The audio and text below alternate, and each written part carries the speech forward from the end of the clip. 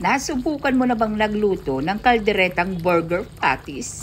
What? Ate Bes, burger patties? Oo, Bes, hindi ka nagkakamali ng dinig. So, ang una, bumili ka muna ng CDO, ulam burger, pinirito ko lamang ito. Pag naging golden brown, ay iyahon mo to sa kahirapan. Then, isi-set aside mo. Meanwhile, dito muna tayo sa ating ginigisa. Manggisa ka ng bawang sibuyas. Pag naging golden brown, naglagay ako dito ng tomato sauce, tomato paste. Huwag mo rin kakalimutan lagyan ito ng oyster sauce.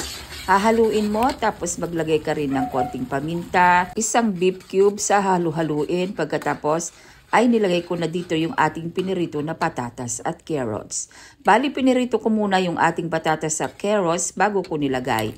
Then, nag-add ako ng mainit na tubig na para agad ng kumulo, Bes. Pagkatapos nito, Bes, ay naglagay din ako dito ng liver spread. Saka ko siya hinalo-halong mabuti para mag-banding all together yung mga ingredients. Pag nakita mo na medyo naiiga na siya at medyo malapot na, ilalagay na natin dito yung ating piniritong burger patties. Ay nako mga Bes, pag natikman mo to, sigurado tsak makakalimutan mo yung pangalan mo. Char!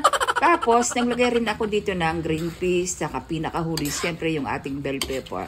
At hinalo-halo ko na naman siya na parang ganyan. Make sure mga Bes, pag hinahalo mo to, kailangan dapat nakaluhit ka para hindi agad masunog yung sa may ilalim ng kawali. Pagkatapos, optional lamang paglalagay dito ng cheese.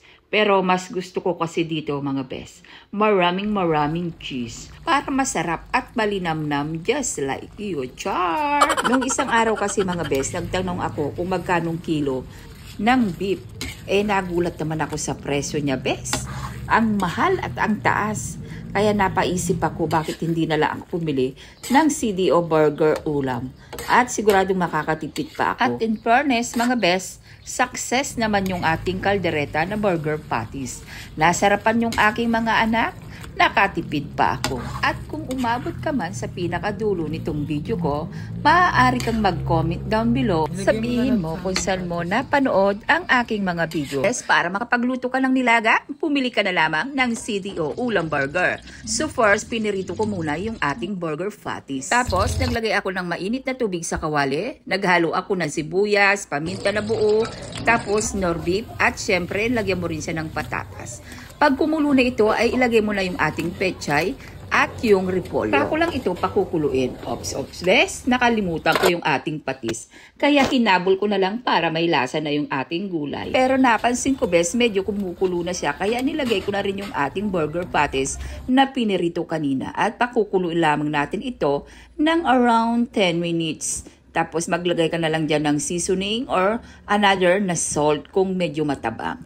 Pakukuluin mo lamang hanggang sa maluto ito. So heto na Bes, ang ating nilagang burger patties. Kaya kung nagwo-worry ka dahil hindi naaabot ang budget mo hanggang katapusan, press Bes, try mo kayang subukan at iluto ang ating burger patties na nilaga. I'm sure Bes, talagang magugustuhan ito ng iyong jowa, ng iyong family, ng iyong junakis. I'm sure Bes, the best ito at pak na pak ang lasa. Halika na Bes at tirahin na natin to. Baka tirahin pa ng iba. Char! Man natin Bes. Perfect bite.